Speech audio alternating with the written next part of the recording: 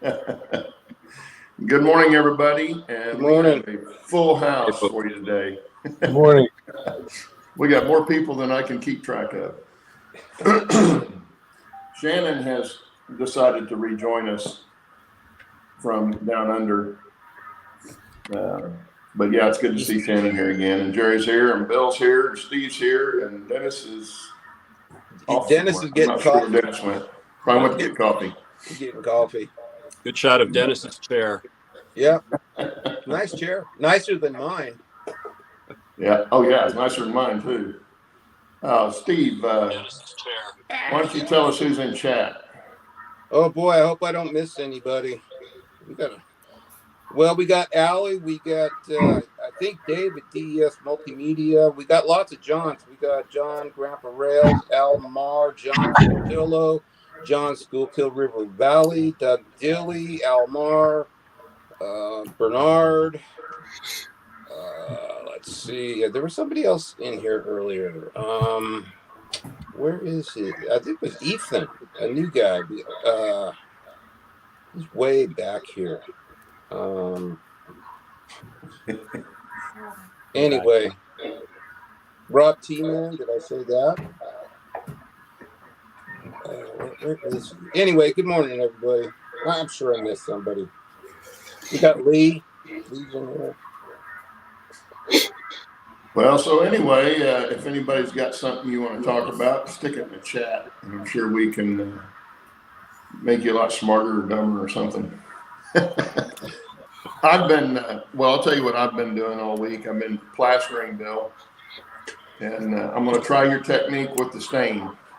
I'm waiting on my small backdrop on the other side of the aisle so that when I finish plastering, it'll be over the backdrop and I don't have to try and get the backdrop underneath it. So I'm waiting on that to get here. It should be here early this week, if not today.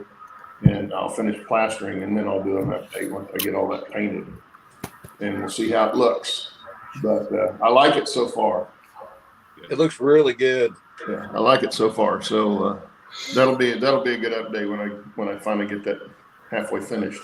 At least finished with the plastering. But Dennis, what have you been doing, Dennis? You get your painting all finished? Yeah. The only thing I have left to do now at this point is to get rid of what do we call it? The sky whale. The sky whale. Sky whale, yeah. So That looks great. everything's backwards and upside down to me. So and I'm kind of scared to get too close because, the closer you get, the worse it looks. 3 foot rule. Yeah, that looks really good. Dennis, you painted that? Yeah, I can't remember if this was done last week or not, but this is kind of the area that turned out the absolute best. That looks great. Yeah. No, I like that. That looks awesome. Yeah, I like the sandstone in the distance there.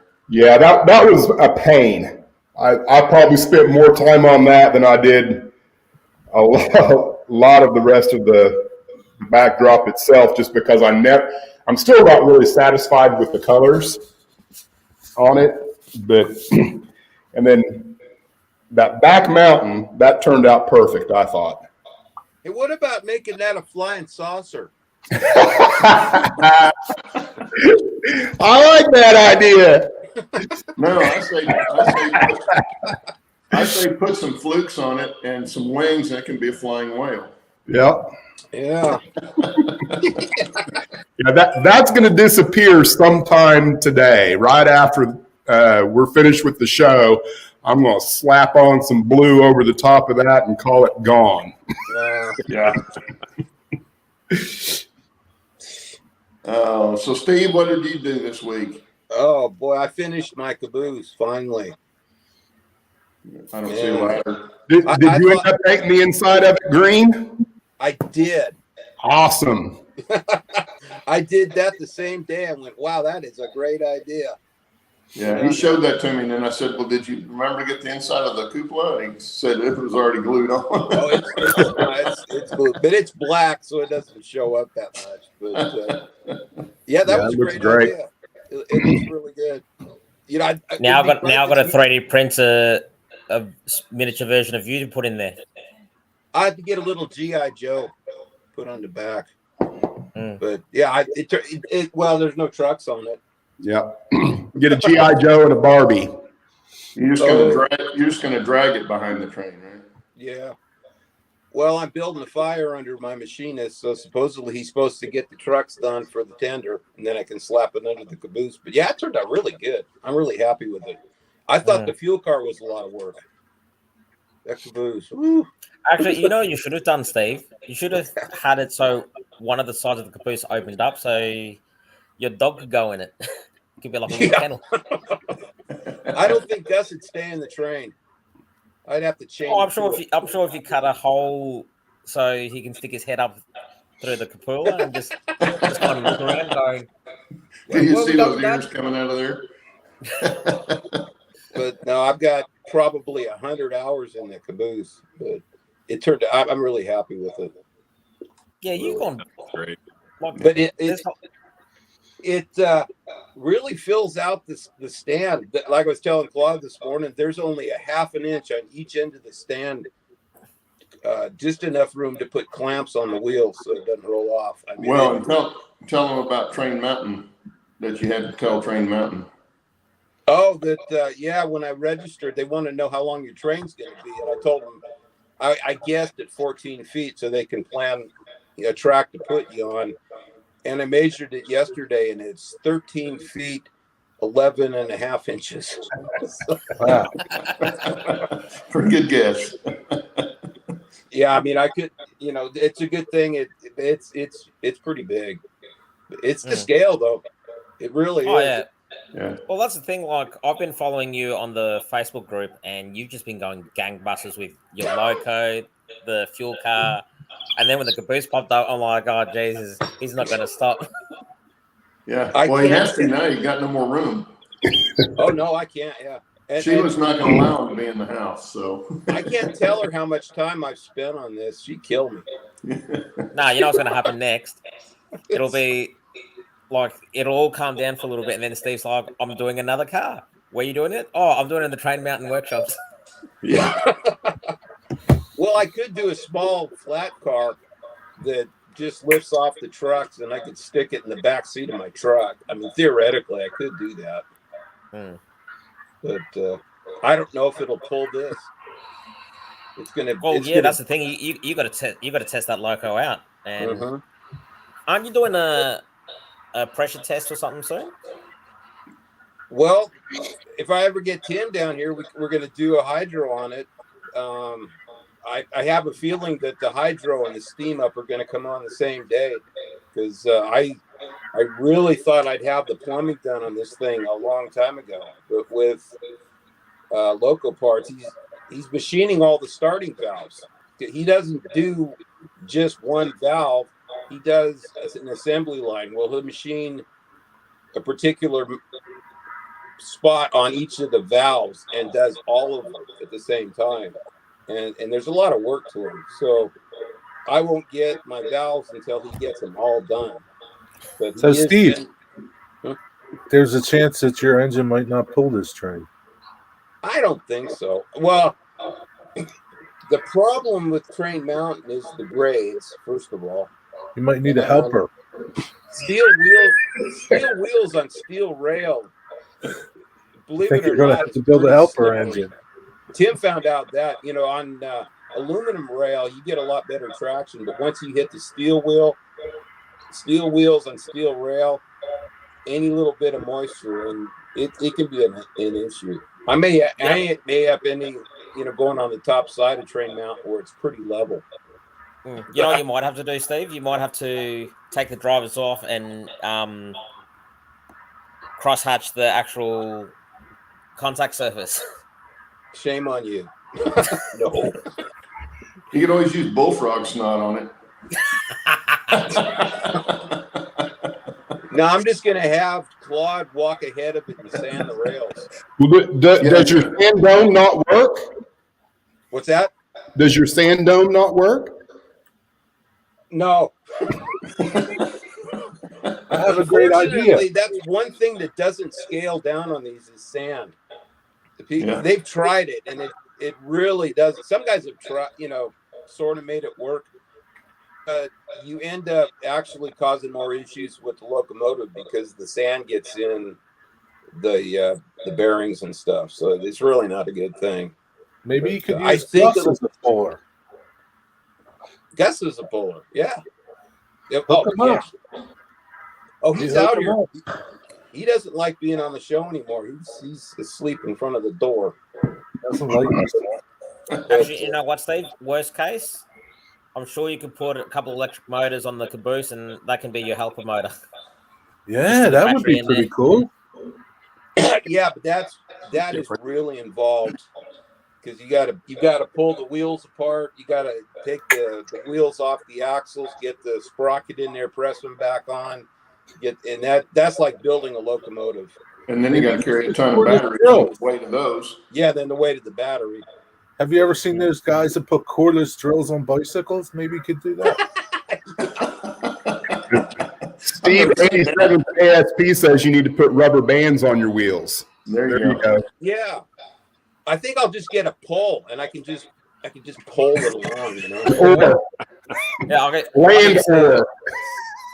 Like a gondola driver, right? There you go. Yeah. No, Well, I'll you do built like a gondola, everybody then you else can do does. that. I'll get out and push. Well, I I'm know sure Bill's it'll be been- fine, but you won't know until you test it. So Yeah. So I at- won't at until I most- get up there. Actually, I'm afraid that I'm going to be doing the actual running test up at Train Mountain because I'm running out of time on getting a locomotive plumbed, and because I know I'm going to run into problems with it. I mean, it just the first time you put these together and you steam it up, you're going to have leaks and mechanical issues that you didn't count on. I just know that's going to happen. Yeah, kind of makes you wonder if there is a way you could actually vulcanize, like a half inch of rubber onto one set of the drivers in a way that you would be guaranteed decent traction. Mm-hmm. That'd be crazy, but Honestly, I think it's going to do fine because the locomotive's pretty heavy. With all the actually, brass you know what? Bicycle tire tube. You just cut it up, and then just use a bit of a rubber adhesive to glue it on. There you go. It's nice and There you thin. go. I don't think that'd last very long. No. Yeah. Wouldn't look very good either. Can you use sand? Not really. I mean, you can't. Some guys have tried. Like I said, some guys have tried. So it's And they bad get for all your limited parts. success, but it creates more issues than I got you. it helps. Just go downhill. That's all. Not enough weight. Well, see, that's the problem. I can get to the top of the mountain, getting down's easy. Yeah. Getting up is the problem. Yeah. Oh, I'm yes. sure worst case scenario, Claude can give you a couple of motors, the propellers, and you can propel yourself up. Mhm. There you go. Yeah. There you go. No, Jet Claude's just going thrusters. to be walking. A lot of walking. So I know Bill's been doing something all week. I just don't know what. Oh, yeah. I've always been getting into mischief. I can grab the camera and show what I've been up to here. Yeah. Show us what you've been doing. Full screen him, Claude. I'm sorry. Full screen him. Well, give me a second. I'm going to kick you off here. Okay, so part of what I've been doing when I've been sitting here is I'm making up another about 40 trees. Right now I got like 37 that I've got in the works.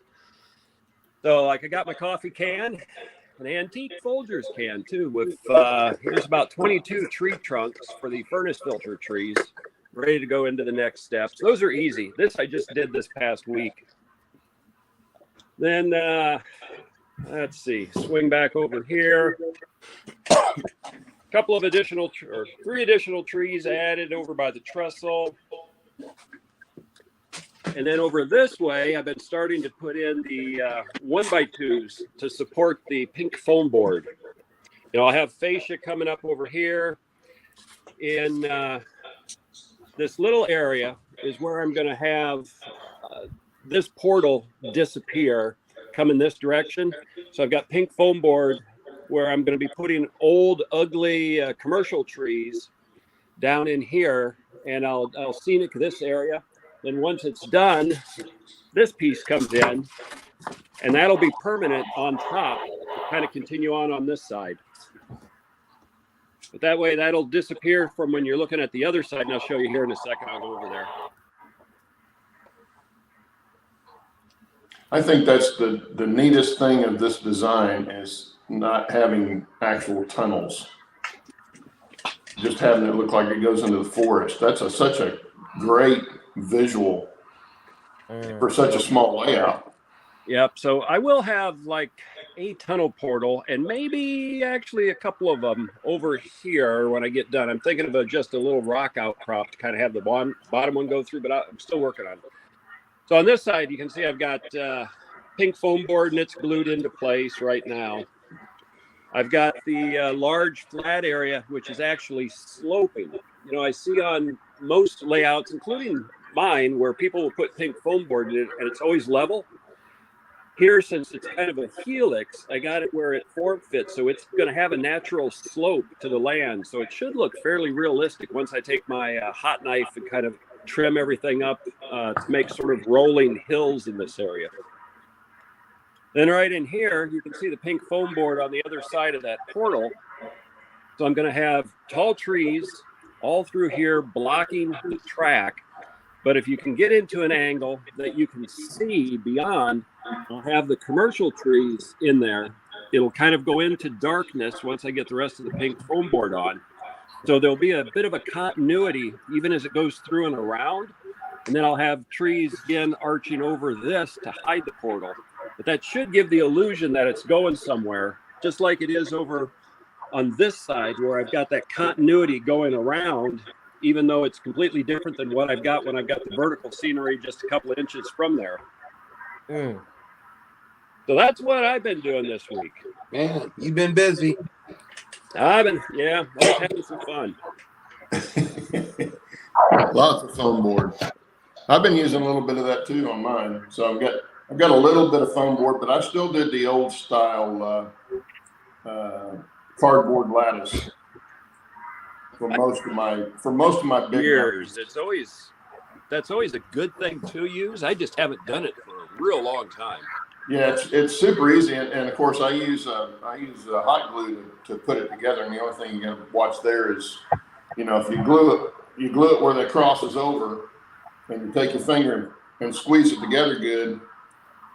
Make sure you don't have too much glue in there because it doesn't feel good on your fingers. Yeah, it does burn pretty good. But yeah, it works great. And once that glue, you know, cools, it's pretty strong. And then I'll go and on the mountain I used paper towels with plaster on it. I got lazy with the two I just finished. The two corners, I used plaster cloth. And I wish I'd done that. Plaster cloth works pretty good, but it does. It's just more expensive. Yeah. Yeah. I'm thinking about using cheesecloth. Has anybody seen that method before? Well, that's pretty much what plaster cloth is. It's just a heavy cheesecloth with plaster already on it. But yeah, but if you paint the plaster onto the cheesecloth after you put the cheesecloth on, I think it's a lot more economical. Oh, sure, probably is. Yeah. The problem I always found with plaster, and Bill can probably back me up on this, is you got to be careful about how much you mix up at one time. Because by the very first batch I made, I lost half of it in the pan because it set up before I could get enough paper towels in it and put up, you know. But even wiping plaster on something, it'll set up. The thinner you get it, the quicker it sets up. And so, I mean, the thinner you lay it on, the quicker it sets up. Right. Yeah, very little work time. And yeah, even in a small batch, you're looking at maybe 10 to 20% that's wasted just that you don't get a chance to do anything with. Yeah, exactly. And so I was I've got a little can that's about that big around and about that tall, and that's all I was making at one time. And I'd still get down to the last scoop or two and couldn't use it. And I was putting it on pretty quick and you know, troweling it on and then putting my lines in. I come back on the second batch and put the lines in it after I put a second batch on. It was just about right for putting the lines in, but some of them I did like that and it was already hard by the time I got back to it. So I had to be careful with that, but I think we need Shannon to tell us what he's been up to because he's fallen asleep. well, Bernard says here he's been saving all his dryer sheets. Give them a try too. And I've used some of those. The only bad thing with the dryer sheets and plaster is that they're not very big. They're little bitty. And so you don't get a lot of coverage with each one of them, but they do work. Hey, good morning. We got Brian of the Denver Rio Grande Iron Is it Board. plaster Hey, Brian, cloth good to see you. expensive? Is plaster cloth expensive? I bought some Woodland Scenics at the hobby shop just because I didn't want to wait on ordering it. And it was 30 feet of 8-inch wide for right at $30. So it is not cheap if you've got a lot to do. And I used every bit of it on these. So two is there really not small a cheaper mountains. place? Cheaper place to get it? There is Even the stuff I saw on eBay was about the same price. Yeah, you can get plaster cloth. That essentially is what Woodland Scenics uses, but you can get it from medical supply houses that they use for making casts, and it's a lot cheaper. Yeah, you would think it would be I more saw money some of there. that. But a lot of times too, it's narrower. It's a narrower. Yeah, it depends upon your sheet. application. Yeah, so you've got to use more of it on there, but yeah, pound for pound or area wise, you have to figure out the area to make sure if it's economical or not, or if you're getting a good deal on something. Mhm. But And what are you going to try yeah, again? it's easy Tony? to use. Do what? What are you going to try in replace of it? Well, essentially, if you buy cheesecloth that's not impregnated with the plaster already, you drape the cheesecloth over your terrain features and then paint on the plaster. And, you know, like what Bill and Claude said, you have a limited amount of working time. But if you get the right consistency, you just paint it on like you would paint. And then it soaks into the cheesecloth, and you've created your landforms a lot more economically. And at the same time, you've also worked a larger area. Yeah, That's my plan. And you can also, you know, the wire screen, like for window screen, aluminum wire screen. yeah. I was going to say that would probably be better. Right. But test it first on a small area. Yeah. Before you commit to the full thing, because you really got to find out how long of time you've got to work with your plaster. And I don't know if it works, but I know there are some cements and stuff that you can take and actually put vinegar in the mix, and it'll retard the hardening. It'll slow it down. Now, I don't know if that would work with plaster, but it's also going to make your train room smell like vinegar. But I used to get my plaster from a place in New Jersey on eBay, and they were super cheap, and they sent it post-paid. So I didn't have to pay for shipping. And I was getting 30 pounds for like $35. And they had all kinds of dental plaster, hydrocal, plaster of Paris. They had all the different kinds, but they also had some different stages of hardening. All of them were fairly quick. All of them were within 30 minutes, but some of them were a little longer before they hardened. And I don't know the name of them offhand. I'll have to find that, see if I can get that to you. But I'm assuming they're still on eBay. That's where I found them, but they were really good. Plaster guys or something like that out of New Jersey. Bill, your little gentleman that you have with your bears, I think that should be Shannon standing there in the forest. He has a name. It's Shannon. I think that's Shannon. Hang on a second. If this is a kit that I'm thinking of that I might have a couple in stock at the shop. This isn't a couple of bears approaching a guy taking a dump on a log, is it? No, not like that. Here, I'll show it again. It's features in the video that I just posted last night. Yeah, so that's officially Shannon now. Yeah. So anyway, and I've got to see which. I got the camera over here. So we've got the guy standing there. This big. You can see him. I can't see it, so I'm hoping you can see him. And then over here, he's kind of watching this bear. So the bear is kind of watching him, but then at the same time, if you look behind him a little bit, there's another bear watching him. Yeah. Yeah. So if you want, hey Claude, you'll probably be able to find this. Look up Woodland Scenics. Yeah, I've seen what you're talking about. Yeah, I've seen that too. It's one of their little scenes. Yeah. Maybe it might be something that I'll get in the future. I've got like a little moonshiner still that I think I'm actually going to get in the mail today. It's going to go in. I don't know if it's on that next section that I'm doing or the one that's sitting right beside me here, but I'm going to have some moonshiners out there in the backwoods as well near the tracks and a few other odds and ends and goodies as I find them scattered around.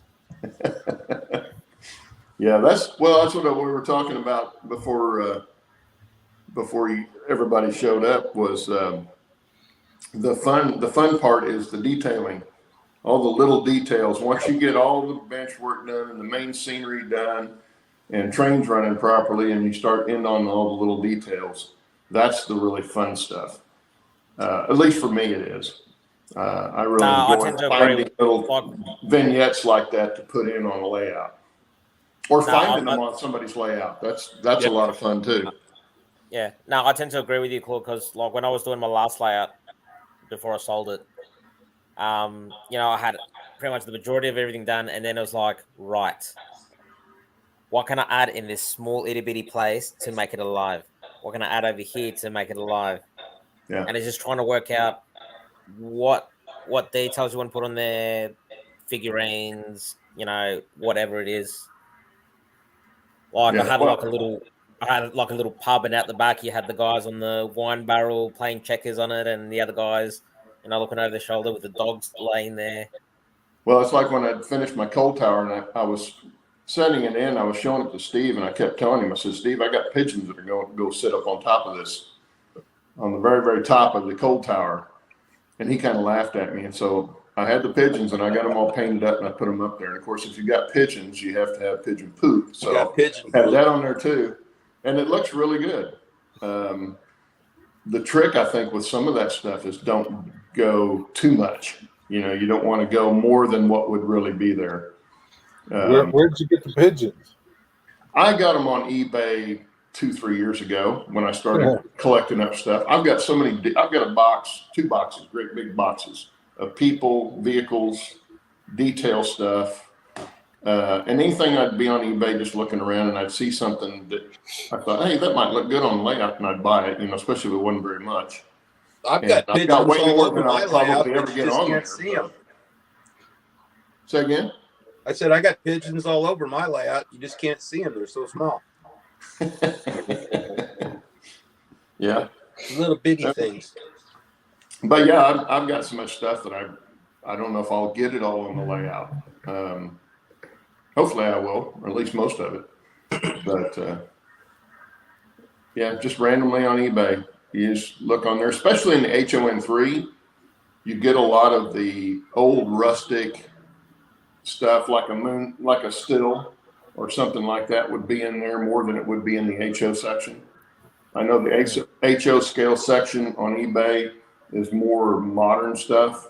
So if you're doing anything that's older, you almost got to go to HON3, even if you're doing HO scale. It's the same scale, so you can use it on an HO, standard gauge track layout, but it'll be more rustic stuff. Steve Anderson's got a really good question. If the bear takes Shannon down in the woods, will it make a sound?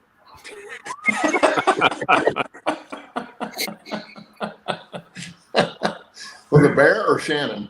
Either one. I'm guessing both. Yeah, if Shannon screams, will anybody hear him? See, now that's why we missed having Shannon on the show. Oh, when do we get Roy Hardwick on here? Yeah, where is Roy? I don't He know. must be driving today. Oh, I've completely forgot about Roy. Jesus. Oh, no. Steve, All those also memories said, are coming back to me again. You could put in a hot springs with hikers in it. Yeah, Hikers in hot I'm getting springs. all kinds of suggestions from folks on there, and I'm going to try to do as many as I can.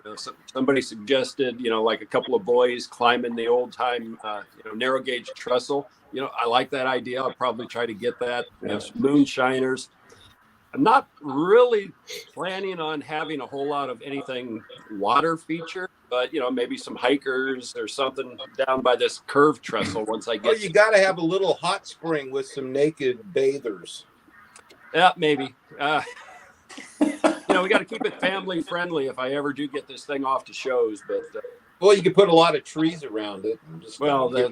That's a given what I'm going to put on this layout. Just put them high enough in the seam that only an adult can see them. Yeah, there you go. Yeah, you put in a red light. That's actually where regular district actually came from. Railroad. Yep, the red lanterns. Yeah. Railroaders used to hang the red lantern out there. Yeah. Yeah. Yeah, they would hang that so they know the crews knew where they were. Mm-hmm. Yeah. Hey, Claude. Any other questions in the chat? Does anyone happen to know a good source for like Victorian era figures? Something in the early 1900s. That's kind of the thing that I'm having an issue with. If I wanted to set my scenes earlier, finding figures that aren't representative from the 1950s is a little bit difficult. I've seen some, Dennis, but they've been usually pewter, and you'd have to paint them all. But I don't have a problem with that. But the ones that I've seen, for the most part, are those. Also, you could check Campbell scale models. The figures that they had put out are older style too. So you might be able to find something in there. Now they're a little more expensive because they usually sell them individually. Yeah. And they're a little more money, but they've got some good ones. But yeah, the ones that I have seen are all ones that almost all of them you have to paint. Try looking for some out of Europe. Fowler or Fowler, however they pronounce it, and Knock. Both those companies, I think, make some. Maybe you got to search for them, but you may be able to find some like that from them. Dennis, I might have a solution because I was talking to someone I was helping with 3D printing, and they worked out how to what did they do? Basically go to a website and get animated figures, and then import them into another bit of software to then convert them into a 3D printed item. So I'll talk to them, see if they can get any Victorian figurines, and I can get them in different poses and everything because they're an animation. Cool. And we're gonna and yeah, I've seen some of the work she's done. She's got people walking, holding hands. She's got a guy shoveling the garden.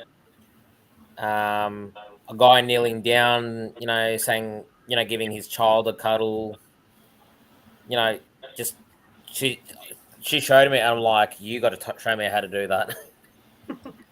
Well, mini prints might have some too. I've not looked for anything on there, but the mountain sheep that I think I looked on mini prints and didn't find anything. I'm not sure if I did or not, but I know I've looked in several different locations, and what little bit I can find, like what you say, you're going to have to paint them, but I'm okay with that. What I would really like is some good-looking gunslingers, because that's one of the scenes that I want, which I've already kind of got.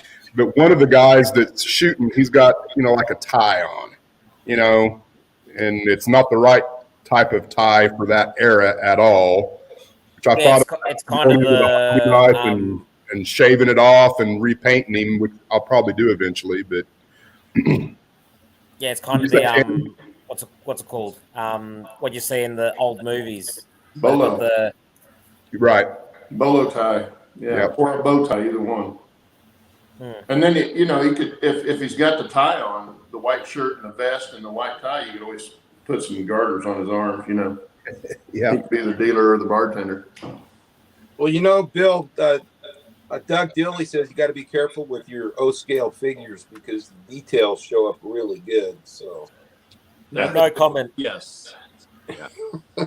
Well, I've been experimenting with prints lately. 3D printed things are really good, but what I have found with those, most everything that you get 3D printed is fairly expensive, as opposed to, say, something that's cast. If you can find the same thing in a cast item, whether it's cast in resin or cast in white metal or whatever, because it takes so long to print the 3D stuff. And so they tend to be more money per piece than some of the other stuff that you used to find, which is okay if you only need one or two of them. But if you need 50 or 60 of them, then it starts getting expensive. Yeah, but I think a lot of that cost is the time people put in to actually draw it. Yeah, well, exactly. Yeah, Right. But but saying also that, the time it takes to print it, because some of that stuff takes a while to print. Oh, But I know if I was doing HO figurines, I could print probably 120 figurines in one hit, and it'll take me 2 hours. Yeah. And that's in HO scale, which, if you think about it, 120 in 2 hours, that's pretty good. Especially if you could sell them for $5 a hit. Yeah. That's another thing. I'm not quite doing that yet. I'm doing other things like retaining wall, trestle bridges, railroad crossing, signal boxes. I'm doing all those kind of things at the moment. But I'm doing it all for Australian Victorian kind of stuff at the moment, and it's a very niche market, so to speak. Yeah, but the thing that I found the most in that Victorian era look have been pewter or white metal castings. And they're out there, but I don't know that anybody's actually, producing those anymore. A lot of that stuff is old stuff that hobby shops had that they're putting on eBay now. It's the only way they can get them sold. But you got to look for them for sure. You have to know how to search for them too. That's another part of the process. If you don't put in the right information, you don't get anything back. Yeah, yeah. You gotta try a few different things, but I think eBay would be your best bet, your quickest way of finding stuff. And then if you find out who made those parts, then you might can search that somewhere else and find somebody's got it. Because I have done that and found hobby shops in the States that had stuff. It's just old stock that they had, but they actually had it. So, that's one way of doing it, is find it on eBay first, find out the maker of it, and then search it somewhere else.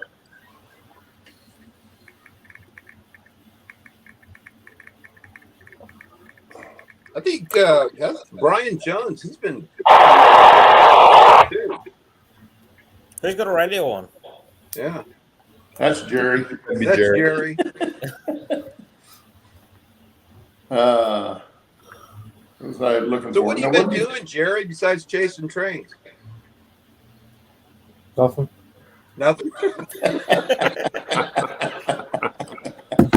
No, nothing. Nothing. Jerry's got to be one of the most laid back people I know. Why you say that?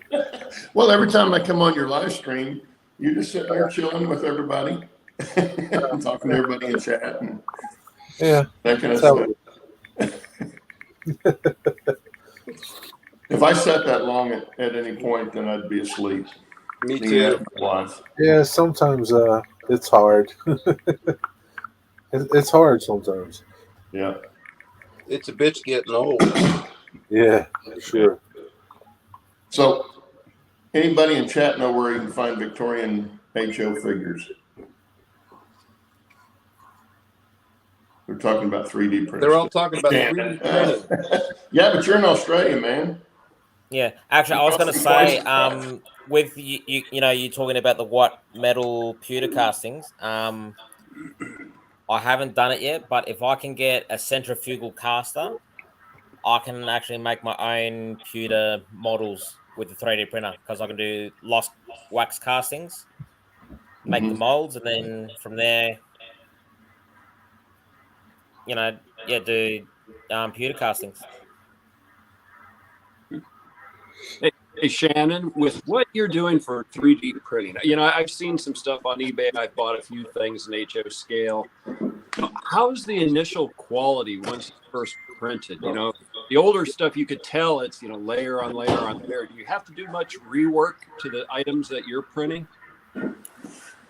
Look, in the last, I've only been 3D printing for 4 or 5 months now, maybe 6. But from the general consensus I've been looking, 3D printing has advanced a lot over the last maybe 2 years. So a lot of the old stuff, a lot of people, with 3D printers, you started off with filament printing, which is basically, the printer melts a bit of plastic and then starts printing it and layers it on top. Whereas with resin printing, because it's using with resin printing, there's different ways you can print, but the main one is basically it uses like a monochrome tablet screen. Mm-hmm. So the one I've got, I think, is a 7-inch screen, and it's rated at 4K. And with that, when I print round things, you can kind of see the lines up and down, which isn't too much of a problem. But the other thing as well is the accuracy of it. I'm printing at 0.02 of a millimeter, which, if I do the math,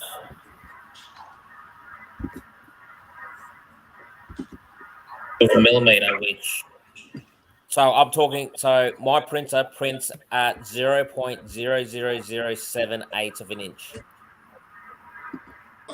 Super high resolution.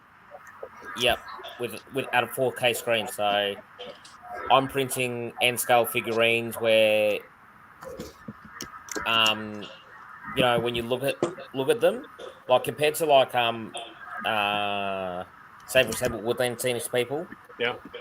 With these figurines, you can actually see the proper detail in the face. Like you can see where the nose is, where the eyes are, the very faint line of the lips. Whereas Woodland Scenic stuff, that's just all painted on. So, I've printed handrails that were 0.01 of an inch thick. So I can print pretty good resolution. Sounds like what system do you use? What brand of 3D printer? I use Anycubic, which is basically, from what I understand, they're the leading guys with resin printing. But if you go a filament printer, you go one of the other brands who have been in that side of it a lot longer than what Anycubic has been. Well, that's interesting. Yeah, I bought a ON30 caboose off of eBay, a gentleman that is printing them himself, and the quality of it was really good. I have to go back in when I actually finish it with just a little bit of filler in a couple of spots, just to smooth it out a couple of areas, but the quality compared to some of the earlier stuff is just phenomenal. You can still tell it's printed if you look real close, because I think he's still using not a resin base, but like you were talking about earlier, a filament base, but still it's like, way beyond what it was just, a year or two ago. Oh yeah, well that's the thing. Like those the filament printers, they've gotten them down to, that point, 0.01 of an inch, thickness. But with the resin printer, you can get a lot more detail. Like in N scale, I printed weatherboard, and you look at it, and it's, clean. I printed. What have I printed recently?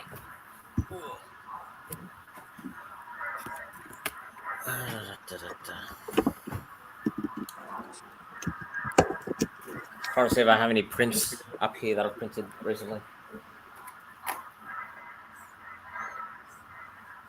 Which I have not. Okay, I don't have anything there. Do I have anything over here? Oh, actually. Love your haircut, Shannon. Thank you. I did it myself.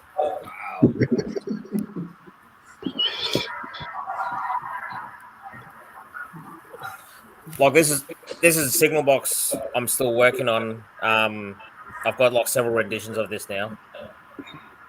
Oh, nice. Nice. Really cool. And that's in N scale, and yeah, you can see all that handrail is all printed. Now, how strong are those?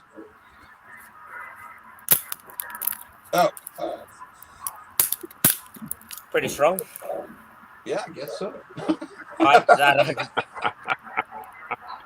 Okay. Like that's with my fingers, and me trying to crush that takes a bit of effort.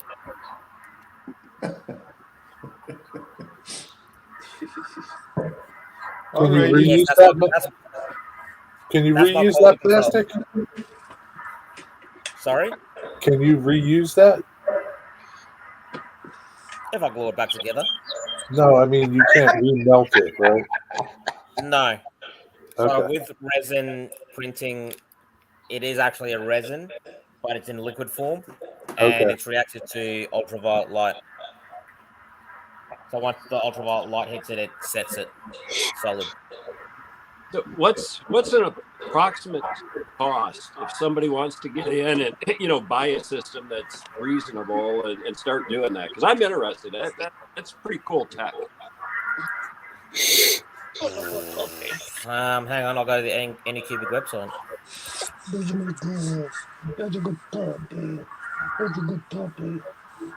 You get that, Dennis? Yeah.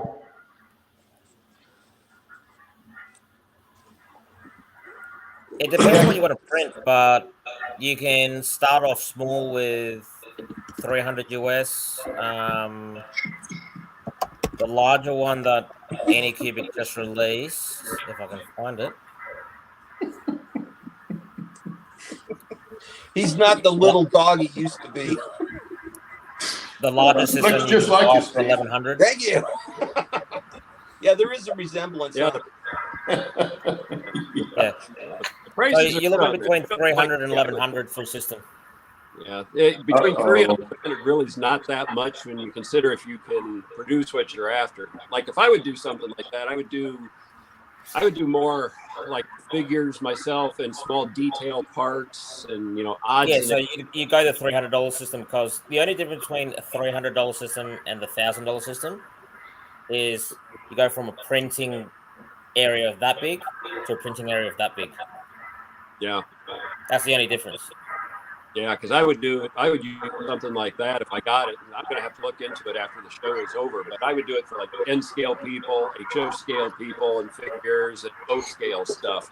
It'd be the smaller things that could fit, like you said, on a footprint of a screen like that pretty easily. Yeah, exactly. And like if you're doing HO, the good thing about the software is, if you want, you can print 20 of the same figurine, and then you got 20 versions of it. Yeah. So Cool. I'll tell you one of the things that I'm considering doing, I just haven't decided to do it yet, is to get a laser cutter. If you watch Dave on, I'm trying to remember what his channel's called, Thunder Mesa. He prints or cuts almost all of his buildings are scratch built. And then James Powell, he actually makes laser cut brickwork on some of the stuff he scratch builds. And I'm really tempted, and I think you can get into that for under $1,000 as well. yeah. Yeah, I've been looking at laser printers to cut brass, but the cheapest that will cut brass is about $30,000. Ouch. It's a little out. Yeah. Yeah, it's a little out there. I mean, I'd rather a new car first.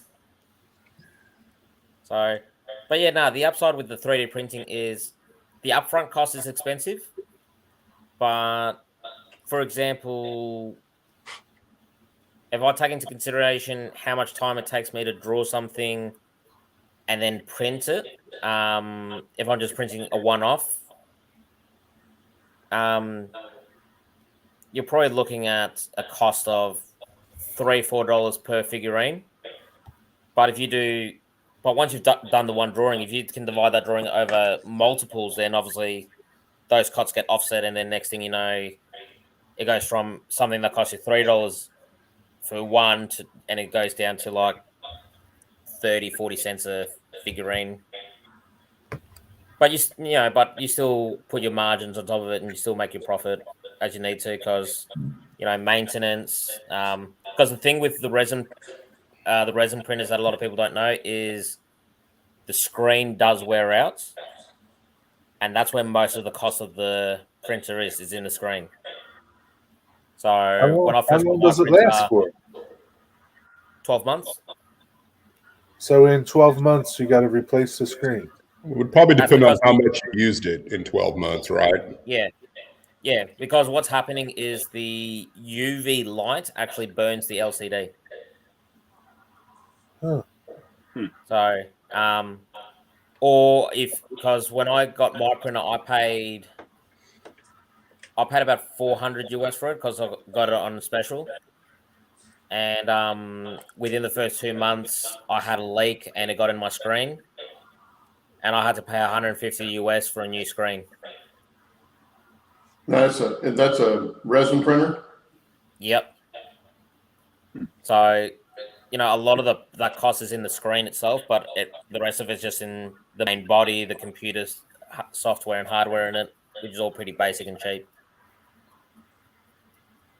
So, like, if anyone wants to get into it, it's go for it if you're willing to. But yeah, it's not so much the printing that's the hard part; it's the drawing. Like that building I showed you, that I put maybe 45, 50 hours in drawing that off blueprints. So What do you use to draw it? I use Fusion 360, which is a 3D CAD software I use. Right. Are there a lot of readily available downloads that you could do if you didn't want to be as customized? You can, but it depends what websites you go to and what's available. Because some stuff you can get it for free, but then other stuff people, ask for like, $2-3. Like I know there's a guy who he does like O-scale cars, and for each file he wants like $30 just for the file.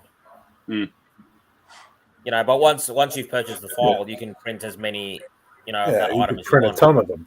Yeah. So, Yeah, but they also cost a lot of them also got copyrights on them saying if you wanna print this to sell it, make sure you get written permission from me first, and I'll take a percentage of of the sales you make, which it won't be much, if anything, because because in that economics, basically, if they have 30 people and they take 2% out of those 30 people, that's still a lot of money coming in just for doing one drawing.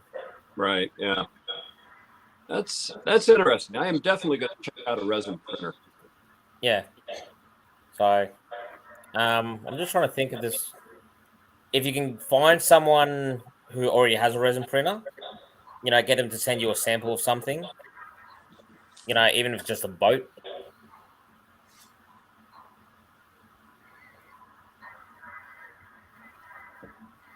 I don't want to know about that right now. I've only just got back here.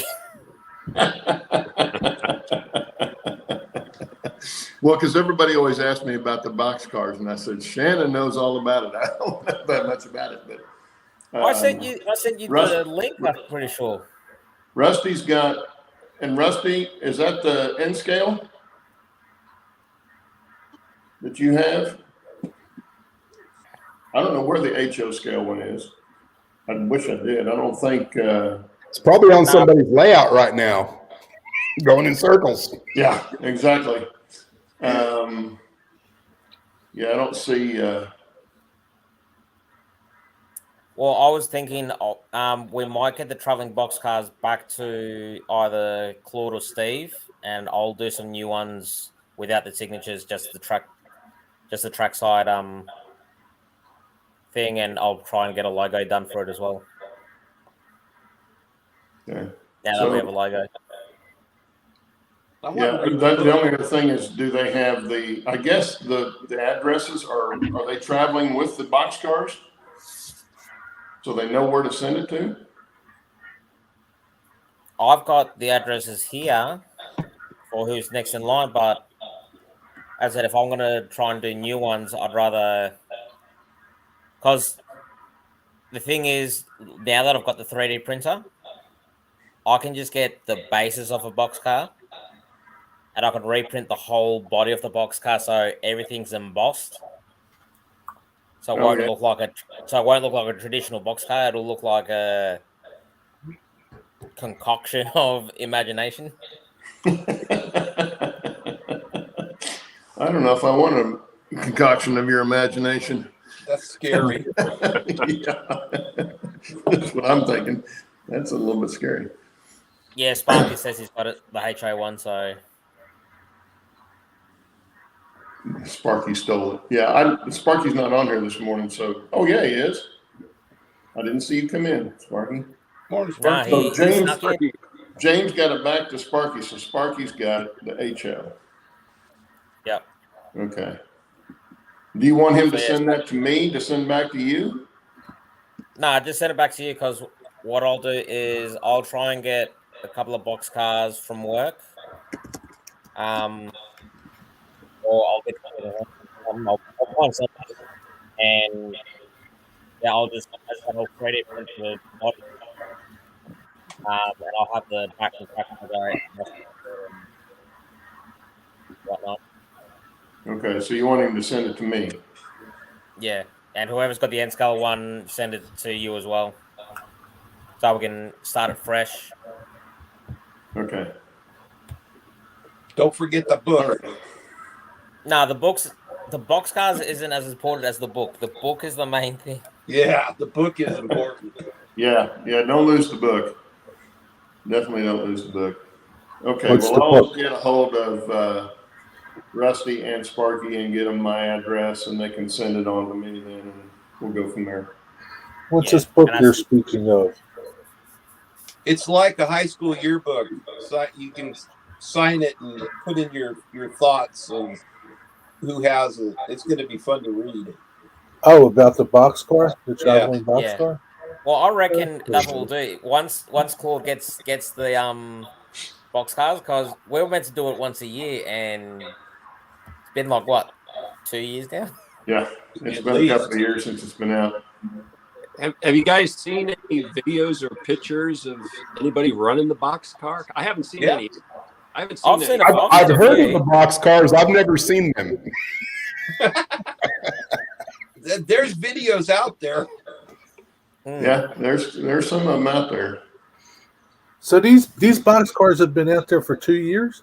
Yeah. Are they done? Or have they reached everybody? No. No. What the hell are you people doing? I don't know. One boxcar went MIA. And it just went into the twilight zone from there. I've got a video of the HO one running on my N-scale layout. Yeah, let's go, people. Get these cars moving. Yeah. No, I think half the issue was when I dropped out because of the time difference and things started to get busier for me. I didn't have enough time to actually monitor it. And then I know the NSCAR one went MIA for 6 months? Well, I went to Ron Marsh and and we didn't have the storage. information. Yeah, Steve and I didn't have the information, so we couldn't do anything about it. Well, I don't think COVID helped. They're getting kidnapped. Yeah, kind of. But anyway, Sparky and Rusty, I will get you my email, or not my email, my mailing address, and you can send them to me, and we'll figure out something from there. Anyway, so we'll at least have some kind of answers. And then Yeah, Shannon as I can said, do I'll probably make some new ones, start it fresh. that. Okay. And yeah, and with the book, we'll probably put a blank page to say, this is the start of the new BoxCar. Okay. I'll be interested to see how the boxes look, because I'm pretty sure every time it's been sent in the same box every time. Yeah, it's gonna be pretty Probably. beat up. So it's kind of a shame that nobody that's not getting the car can't see the book. We're gonna read it. We'll read It would No, be we're gonna- cool if the book was online somehow. I don't know how it could be, but you know what I'm saying? Well, Make it a all PDF. started with an idea, and we're like, oh yeah, this is a cool idea. We'll do it this way. This is the easiest way to do it. And now, Yeah. No, I understand that. No. Oh, Yeah, but by it the would be way, cool. I still have a ton of keychains. and by the way, how's my package? I was afraid you were gonna ask me that. I knew when Steve said, by the way, Shannon was going to come up with that. It's like, Where's my Yeah. stuff? it's in a box right on the other side of this wall, and I got to get it to you. Well, what Yeah. are you waiting Actually, for? I was gonna say, did any packages come to you yet? No, There might be 1 or 2 boxes coming to you. I haven't gotten anything from you in quite a while. Yep. Check He's the going to email. hold all that stuff ransom, Shannon. Yep. And hopefully they didn't lose it. No, Better well, check on it. unfortunately, I know you're not going to be able to use USPS. I can tell you that right now. Okay, well, we're over the hour, guys. But yeah, I'll get you guys my mailing address and you can send that on to me and we'll see what we can do about sending it down the line. Thanks for showing up, guys. Fun as See always. everybody. Oh yeah. And, Ben, Have a good Steve, Easter. Bill, Shannon. Good to see you again, Shannon. I think. Yeah, good to All see you, And Shannon. Jerry, good to see you. All righty. We'll see you guys later. Take care. Later. Yep. Stay out. See everybody.